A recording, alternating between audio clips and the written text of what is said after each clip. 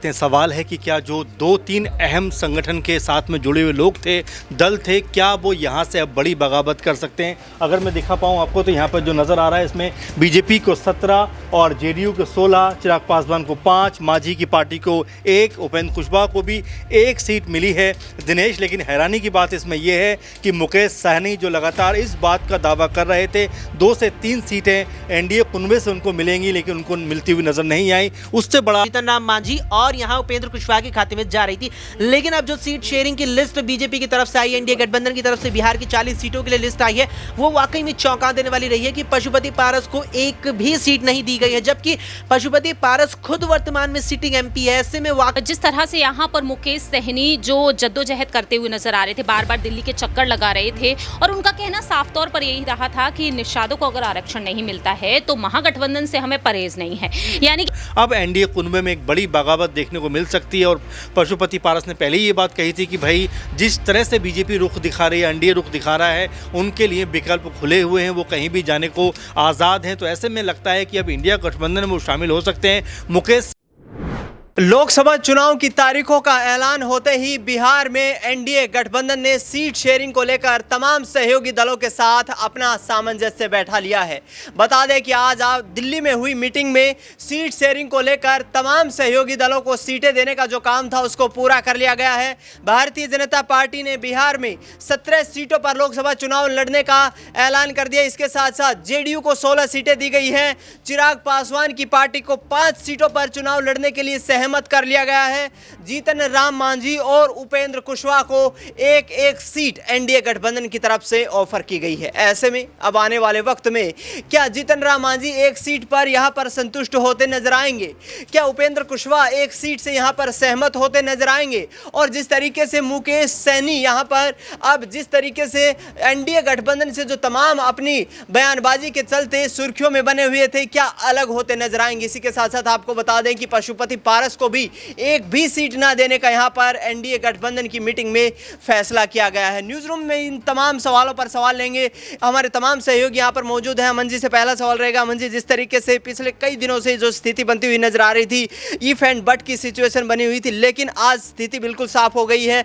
जीतन राम मांझी को 1 सीट, चिराग पासवान को 5 सीटें और पशुपति पारस और मुकेश सहनी दरकिनार कर दिए गए। क्या बिहार में यहाँ पर बगावत देख रहे हैं? देखिए, बिल्कुल बहुत बड़ा अपने आप में ये कह सकते हैं सवाल है कि क्या जो 2-3 अहम संगठन के साथ में जुड़े हुए लोग थे, दल थे, क्या वो यहाँ से अब बड़ी बगावत कर सकते हैं। अगर मैं दिखा पाऊँ आपको तो यहाँ पर जो नज़र आ रहा है इसमें बीजेपी को 17 और जेडीयू को 16, चिराग पासवान को 5, मांझी की पार्टी को 1, उपेंद्र कुशवाहा को भी 1 सीट मिली है दिनेश। लेकिन हैरानी की बात इसमें यह है कि मुकेश सहनी जो लगातार इस बात का दावा कर रहे थे 2 से 3 सीटें एनडीए कुनबे से उनको मिलेंगी, लेकिन उनको मिलती हुई नज़र नहीं आई। उससे बड़ा जो नाम है वो पशुपति पारस का है, क्योंकि उनको लेकर चर्चा थी कि उनके हिस्से कम से कम 2 से 3 सीटें आएंगी। लेकिन देखिए यहाँ पर जो नज़र आ रहा है एक भी सीट उनके हिस्से में नहीं। यानी कि बीजेपी ने जिस तरह से ये पूरे का पूरा गेम प्लान किया है, बीजेपी ने कह सकते हैं बिहार के अंदर, वो उनके ऊपर अब कहीं भारी ना पड़ जाए। क्योंकि अगर हम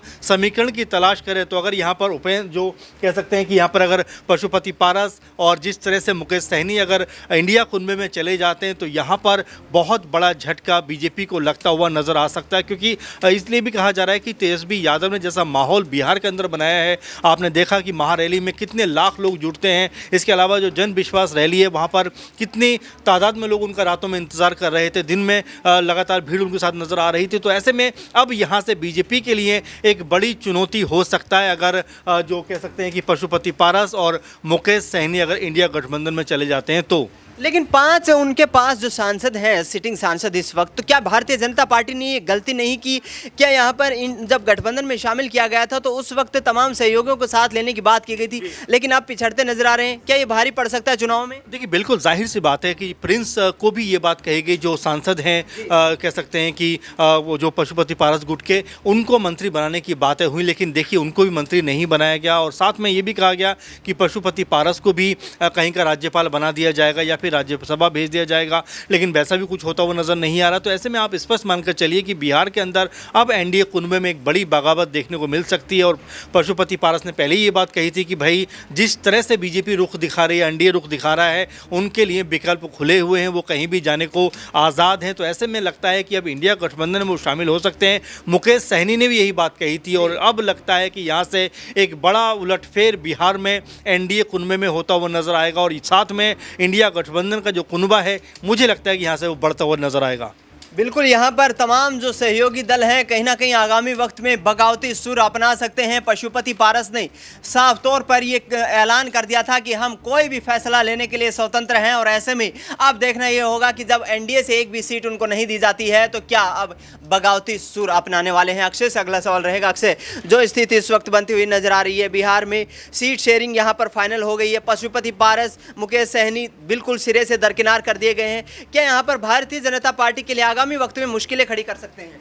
देखिए, अब ये बड़ा सवाल मुझे लगता है खड़ा हो गया है, क्योंकि यहाँ एक वाकई में चौंका देने वाला फैसला बीजेपी आला कमान ने लिया। क्योंकि अब तक जिस फॉर्मूले का यहाँ पर जिक्र था, जिस फॉर्मूले की चर्चा थी कि बीजेपी आला कमान, भारतीय जनता पार्टी आला कमान ने जिस नियम, जिस यहाँ फॉर्मूले के तहत सीट शेयरिंग यहाँ तय की है बिहार में, उसके तहत पशुपतिनाथ पारस को एक सीट मिलती नजर आ रही थी। यानी कि 16 सीटों पर बीजेपी और जेडीयू के चुनाव लड़ने की चर्चा थी और शेष 8 सीटों में 5 यहाँ चिराग पासवान के खाते में थी, जबकि अन्य 3 सीटों को एक एक करते पशुपति पारस, चिराग पासवान से इतर हटके यहाँ जीतन राम मांझी और यहाँ उपेंद्र कुशवाहा के खाते में जा रही थी। लेकिन अब जो सीट शेयरिंग की लिस्ट बीजेपी की तरफ से आई, एनडीए गठबंधन की तरफ से बिहार की 40 सीटों के लिए लिस्ट आई है, वो वाकई में चौंका देने वाली रही है कि पशुपति पारस को एक भी सीट नहीं दी गई है, जबकि पशुपति पारस खुद वर्तमान में सिटिंग एमपी है। ऐसे में वाकई में अब उनका लगभग एनडीए से इतर हट करके, एनडीए से दूर हट करके, दूरी बना करके महागठबंधन में जाना तय माना जा रहा है। और वो महागठबंधन का रुख करेंगे तो महागठबंधन की कुछ तो ताकत बढ़ेगी, लेकिन क्या ये ताकत बढ़ेगी और क्या ये ताकत बीजेपी के लिए चुनौती खड़ी करते हुए उसे चिंताओं के घेरे में डाल देगी, ये बहुत ही जल्द वक्त बता ही देगा।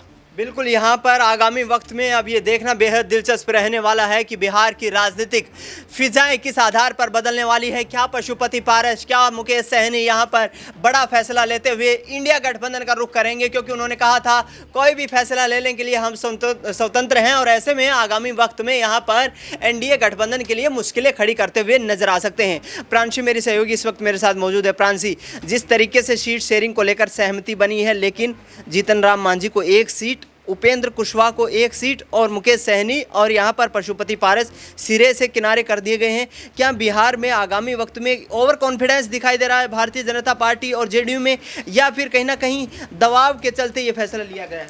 देखिए, जिस तरह से यहाँ पर मुकेश सहनी जो जद्दोजहद करते हुए नजर आ रहे थे, बार बार दिल्ली के चक्कर लगा रहे थे और उनका कहना साफ तौर पर यही रहा था कि निषादों को अगर आरक्षण नहीं मिलता है तो महागठबंधन से हमें परहेज नहीं है। यानी कि ये बात तो अब कहीं ना कहीं साफ होती हुई नजर आ रही है कि मुकेश सहनी को अगर यहाँ पर कुछ भी नहीं मिलता है और अगर बीजेपी यहाँ पर, या फिर यूँ कहा जाए पूरा का पूरा एनडीए गठबंधन अगर बदलाव नहीं करता है, तो मुकेश सहनी जरूर इंडिया गठबंधन की तरफ जा सकते हैं, क्योंकि उन्हें प्रस्ताव पर प्रस्ताव मिल रहे हैं। और हाल ही में विजय सिन्हा से भी पूछा गया कि उपेंद्र कुशवाहा और मुकेश सहनी के बीच वाकई में क्या नाराजगी है। वह साफ तौर पर कहते हैं कि ऐसी कोई भी नाराजगी नहीं है, ये सिर्फ अफवाहें हैं।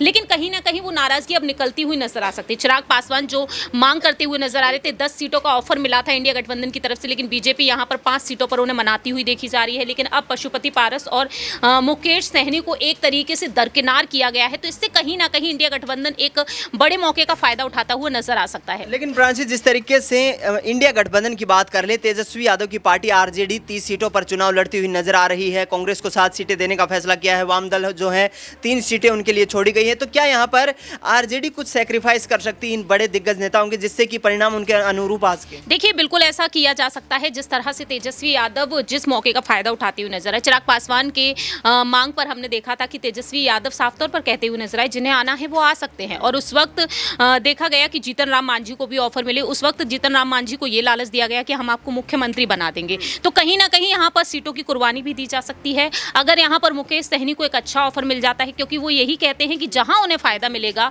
वह जा सकते हैं। और ऐसे में इंडिया गठबंधन की तरफ से मुकेश सहनी के साथ साथ उपेंद्र कुशवाहा को भी एक बड़ा ऑफर मिल रहा है। रहा है। बिल्कुल, यहाँ पर जिस तरीके से अब बिहार की सियासत में जो सियासी रंग देखने को मिल रहा है, उसको देखते हुए जो सीट शेयरिंग हुई है उससे कुछ दल यहाँ पर नाराज होते हुए नजर आ सकते हैं।